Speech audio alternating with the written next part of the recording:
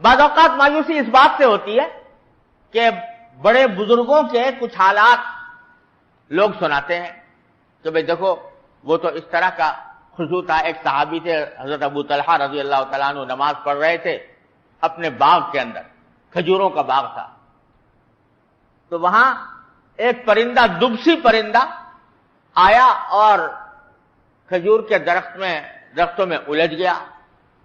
نکلنا چاہتا تھا مگر وہ باغ اتنا گھنا تھا اور اتنی دور تک درخت پھیلے ہوئے تھے کہ وہ نکلنا چاہ رہا تھا مگر نکلا نہیں جا رہا تھا.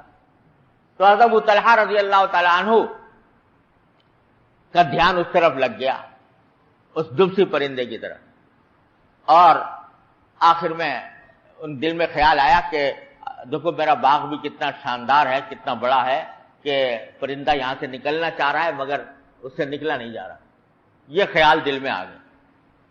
جب نماز پڑھ کے فارغ ہوئے اور خیال ہوا کہ یہ تو میرا دھیان کسی اور طرف چلا گیا, میری نماز میں خشوع نہ رہا, تو بعد میں وہ سارا باغ اس غلطی کے کفارے کے طور پر سارا باغ صدقہ کر دیا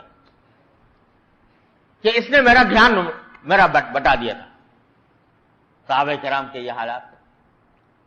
ایک صحابی ہے, نبی کریم سرور دو عالم صلی اللہ علیہ وسلم نے غزوہ ذات الرقاع کے موقع پر ان کو ایک خاص جگہ پر پہرا دینے کے لیے مقرر فرمایا تھا.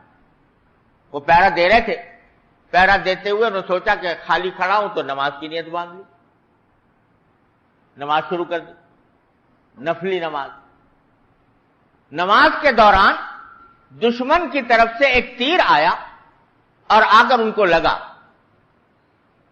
اور اس سے خون کا فوارہ بھی جاری ہوا, لیکن انہوں نے نماز نہیں توڑی بلکہ نماز جاری رکھی یہاں تک کہ نماز ہوئی. اس وقت تک ان کو شاید معلوم نہیں ہوگا کہ خون نکلنے سے وضو ٹوٹ جاتا ہے یا نماز ختم ہو جاتی ہے, لیکن ان کے اوپر ایسا غلبہ طاری تھا کہ بعد میں ان سے لوگوں نے پوچھا کہ آپ نے نماز کیوں نہیں توڑی, تو کہا کہ میں نے ایک سورت شروع کر دی تھی قرآن کریم کی اور اس میں ایسا لطف آ رہا تھا کہ اس کے طرف اس کو مجھے چھوڑنے کو دل نہیں چاہا.